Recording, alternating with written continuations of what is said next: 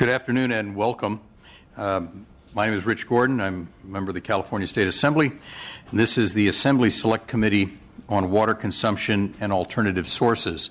I'm joined today by my colleague and fellow committee member Miguel Santiago. Thank you, Mr. Santiago, for being with us. The purpose of today's hearing is to sort of get a set of baseline information for this committee as we look at the broad issue of the challenges that we face in California relative to water. Everyone, I think, clearly understands that we are in the middle of a drought, with talk of an El Nino winter, and perhaps fingers crossed, but that has some impact for us. But the issue of water is a long-term issue. Whether we're talking about a 4-year drought or a 1-year El Nino, the challenges that California faces relative to water either are historic and ongoing.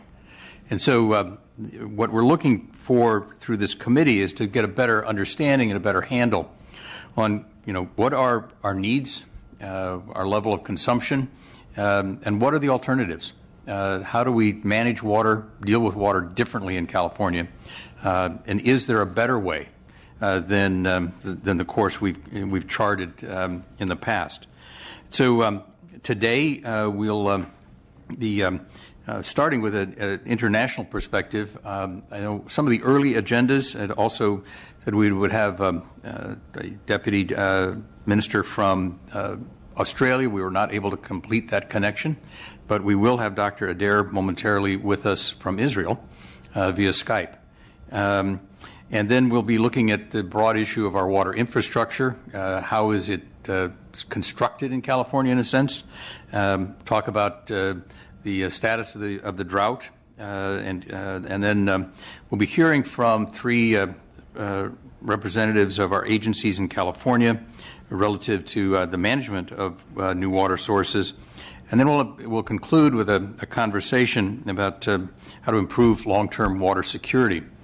There will be an opportunity at the end of the hearing for any public comment. I would note that we've also set up a Twitter account for today's hearing. And during the course of the hearing, folks can feel free to join in a conversation on Twitter regarding today's hearing. The hashtag for that account is hashtag ASM Drought. So again, hashtag ASM Drought, and you'll can join in the conversation with today's hearing. This hearing is being broadcast and is available across the state of California. So if you are watching, listening, viewing us on your tablet somewhere, and you want to participate, please use that hashtag. And I'll remind us once more time later in the hearing.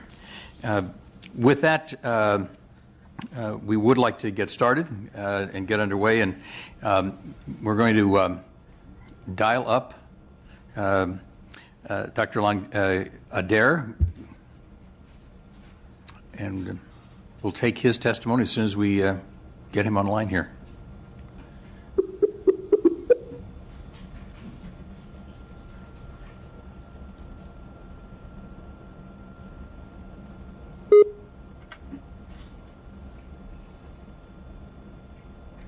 Dr. Adair. Hello, Dr. Adair. Hello. Hello, how are you? Surviving. Good.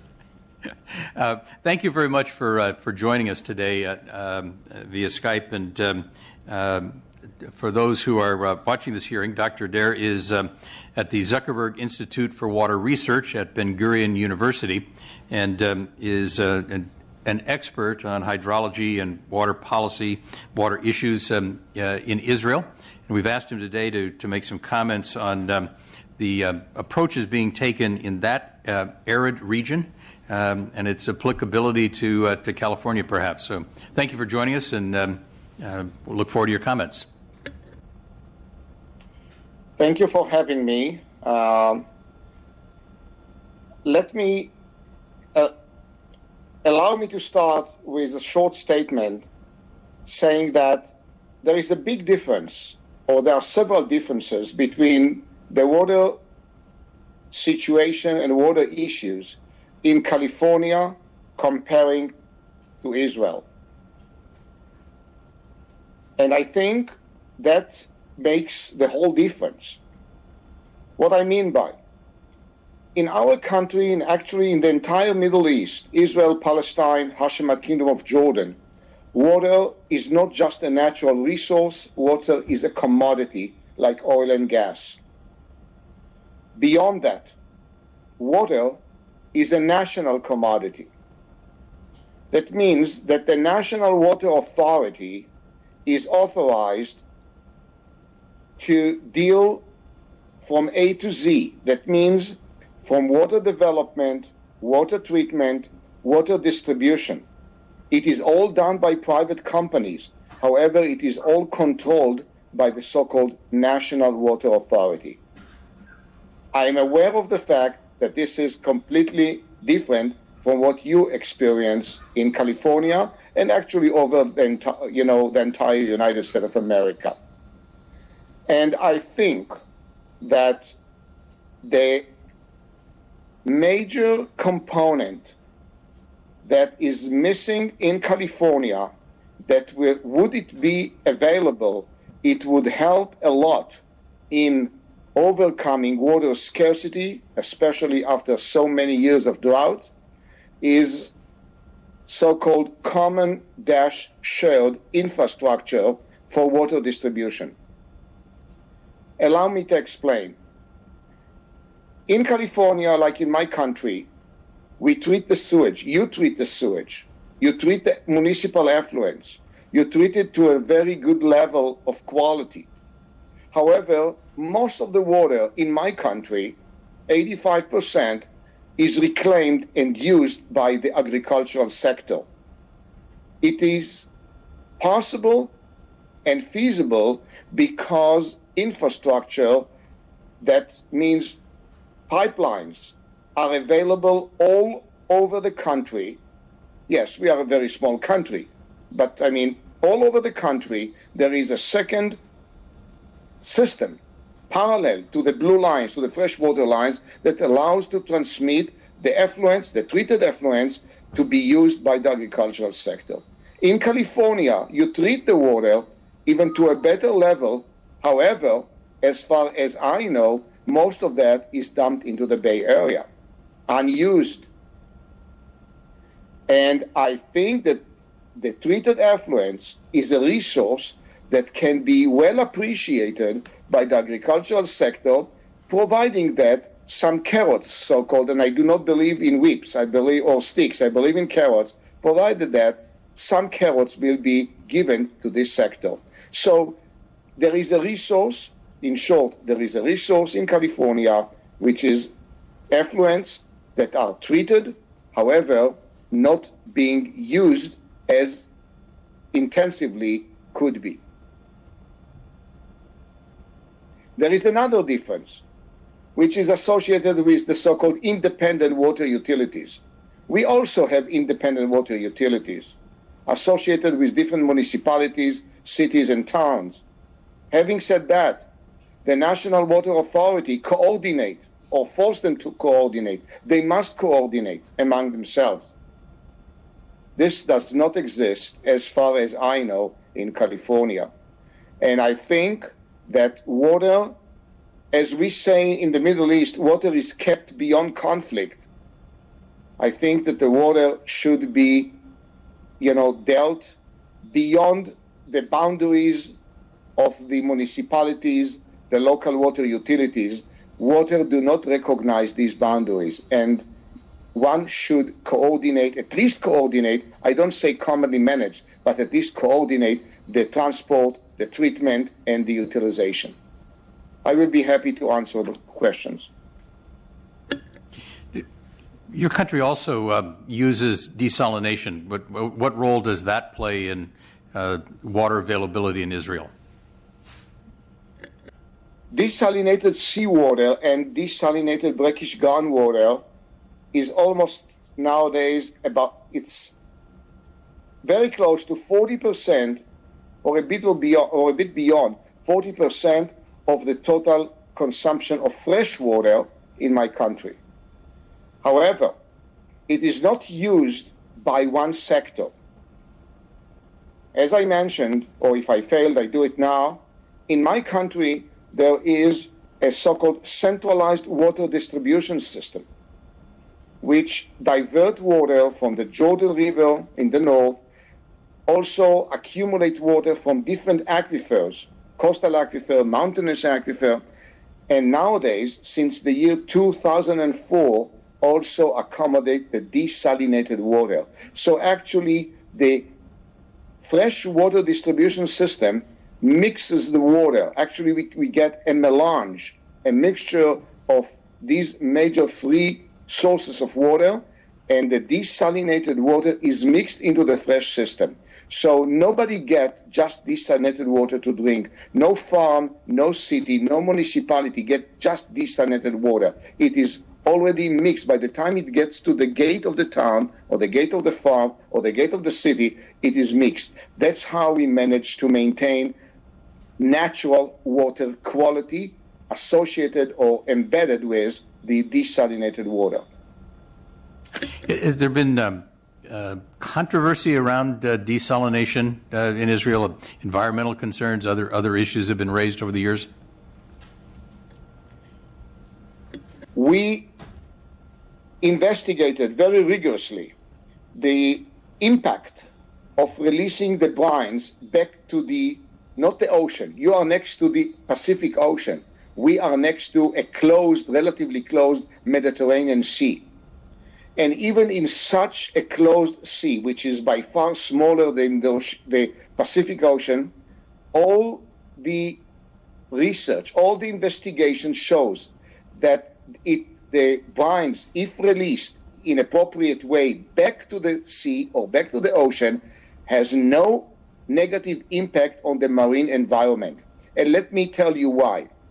A, it is released back or deep enough offshore where the current, the long current along the seashore is the highest one. So the mixture occurs almost instantaneously.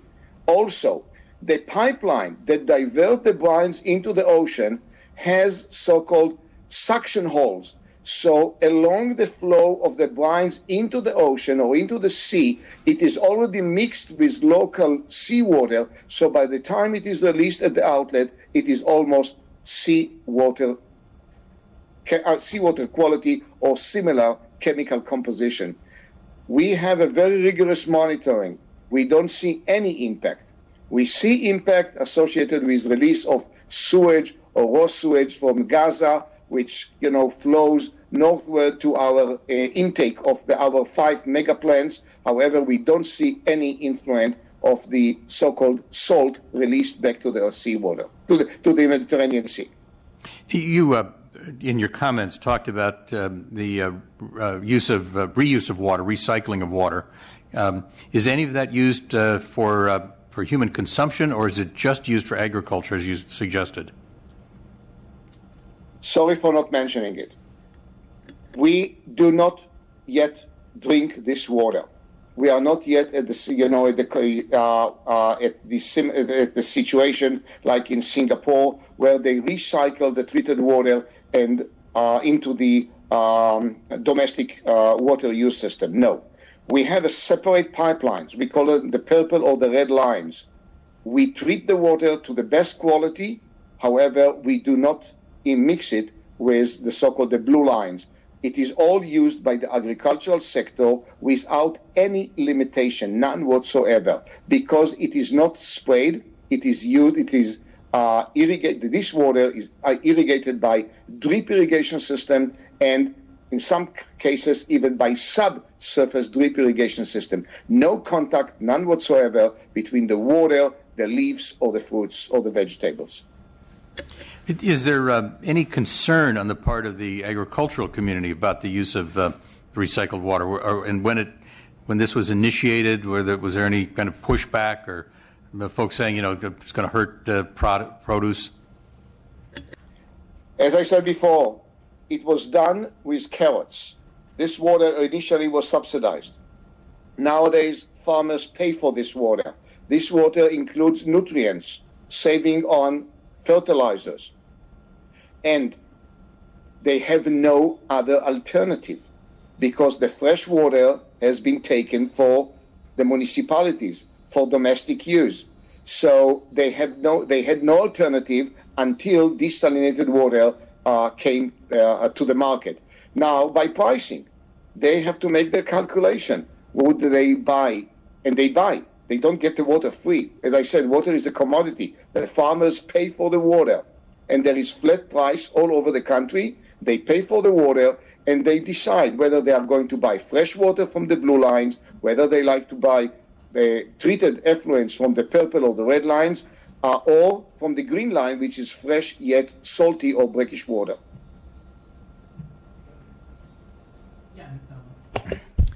Thank you very much for joining us. We've talked a little bit about the production of water. Let me ask you about perspectives on conservation efforts and what you might be able to share from your perspective. Before we went into the massive production of desalinated water, of course, the first step was on water saving. And honestly speaking, that was done only, or we managed to achieve high water use efficiency because farmers and citizens pay for the water. We pay. In my home, I pay for the water that I pump into my house, and by the time I also pay at the same time, I pay for treating the water, assuming that 75 to 80% of the water that I buy every day into my house is released immediately in the same day back to the sewage system. So I pay for the water per se as a commodity, and I pay for the treatment of my sewage released to the sewage system. So I have all the incentives to save on the water that I consume. So in most of the houses, well, I would say all, we have meters. We pay by meter, no flat prices. It doesn't make sense to have a meter if you pay flat price. So we pay by the amount of water every household consumes. So we have all the incentive to save. The agricultural sector, they pay for the water. Water is expensive source or the expensive resource that the farmers use. They pay for it. I have to mention, yes, it is a flat price all over the country, but it is substantial, by far more expensive than in the United States or California, by far. So the farmers also have all the incentive to save on fresh water, which is the most expensive one, and also on purple or red water, which is a bit cheaper, or even on green water, the brackish water, they pay. I don't say it's not subsidized. It is subsidized because we want to encourage the agricultural sector. It's very important for our economy.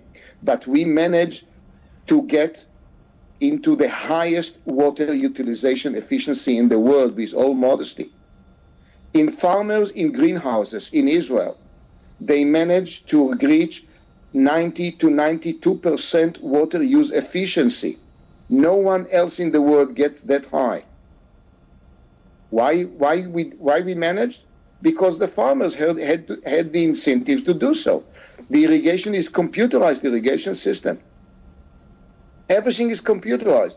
The fertilizers are injected, organic or chemical fertilizers are all injected with the irrigation system. The farmers pay for the water and they want to save.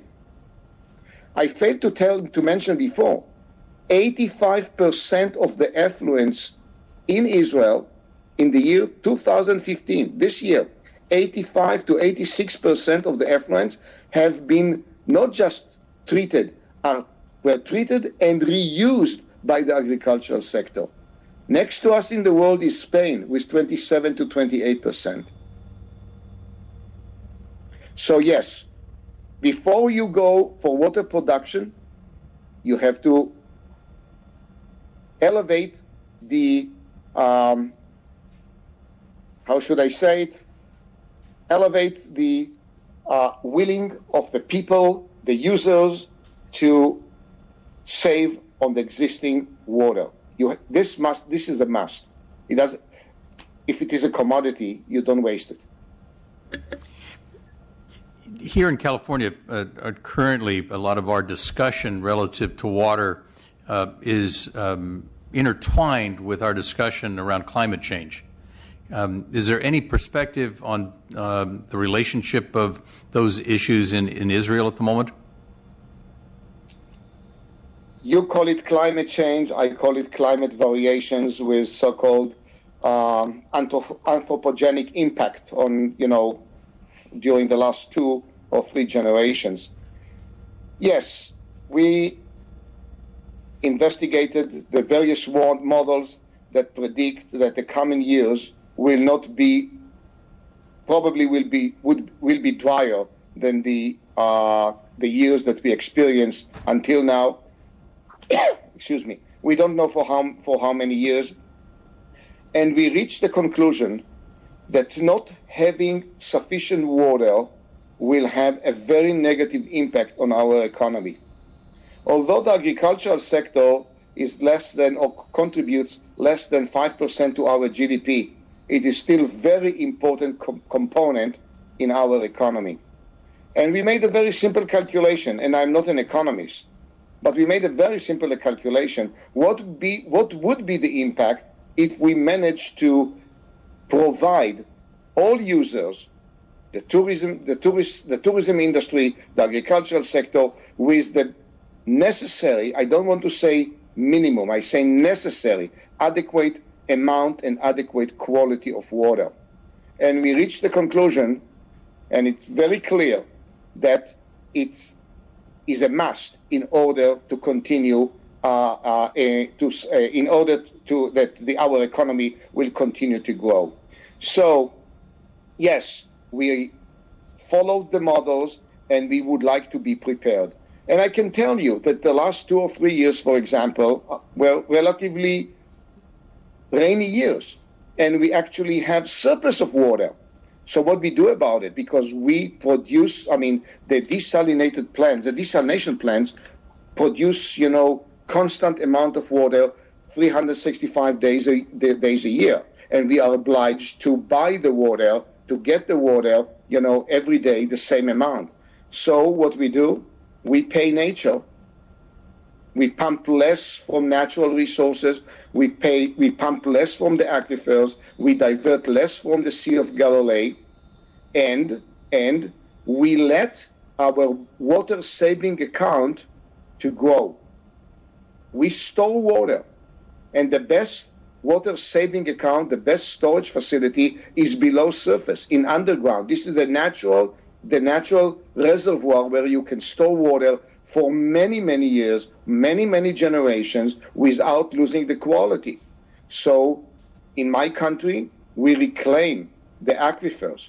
We let the aquifer, the water table in the aquifers to get into the so-called normal or natural level, and even beyond that. So, if something happened, water is a very important component in our homeland security. If something happened and we should not be able to produce for several months or a couple of years water by desalination, we shall be able to retrieve and use what we stored in the aquifers. Dr. Deer, I want to thank you and ask you to perhaps close with and let me put a caveat on this question. But if you could close by commenting on what you think are the 2 or 3 most important things California should be doing relative to water. And I do understand that you have studied us some, not perhaps at as much depth as you have incredible knowledge about your own country, Israel. But any thoughts that you would share with us that things we should be doing in California as we think about water?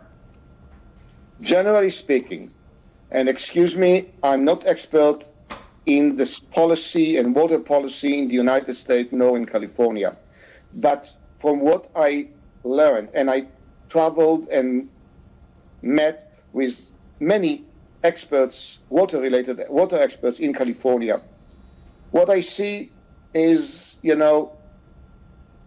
first of all, water is still being used in non-responsible way. Let's say you waste water in the municipalities. If there is a municipality that people pay flat price for water, there is no incentive to save, and people use as much water they like, and they don't pay for it. Some people save, and many do not. So something has to be done. And again, remember, I believe in carrots, not in whips or sticks. Second, I think coordination must be imposed among the different water utilities. And it is not just for providing water, it is also for treating the water. It goes together. It goes together. More than 80% of the water pumped into the city is released at this very same day back through the sewage system. And it is a resource. We prove the world it is a resource. We make fortune out of this water. All our agriculture, 85% of our agricultural production is based on this water.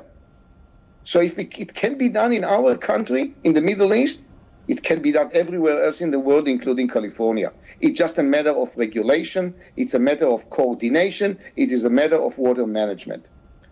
Third and last, infrastructure. This infrastructure is beyond the local water utilities, beyond the water companies. A city, let's talk about the towns and the cities in the Bay Area. They produce a lot of effluents that cannot be used in the Bay Area. There are no customers for this water. However, if diverted about 180 or 150 miles to the south, there are basins in California that can appreciate this water. However, who will pay for this infrastructure? You have across counties and cross water utility, you have canals, aqueduct that brings water from the Sierras, from the Colorado, across California. But you don't have conduits that divert water, treated effluents from A to Z, I mean from region A or basin A to basin C, where it can be appreciated and can be used. This will solve a lot of problems because this is a resource, this is a very important resource because the effluents cannot be used everywhere. You have to have a certain hydrological or hydrogeological setting for that. Not every basin can accommodate the treated sewage water, even by the agricultural sector. The groundwater has to be protected, so it has to be studied. So my recommendation, have a so-called a comprehensive, holistic, adopt a comprehensive, holistic approach on the water issues. It is not just dealing with one component. It is all there. I mean, one has to deal with all these components at the same time. Adopt the holistic water approach. Dr. Deer, thank you very much. We really appreciate you being with us today and being willing to testify via Skype and from your home in Israel. Thank you again very, very much. Thank you for having me, and I hope you will overcome this crisis. And the last advice, don't be impressed by the current year. I mean, some years are good, many are bad. So if you have, people intend to forget the troubles if they get nice rainy year. So once, I don't want to tell you who, but some people in Sacramento asked me, what do you wish? What do you suggest us to do? And you know what my answer was? A few weeks ago, pray that one more or two more dry years will be, will come in a row so people will appreciate water and will be willing to give up on some of the so-called senior water rights or even junior water rights in order to solve the water once forever and create a very substantial, sustainable water system for California. Thank you very much. All the best.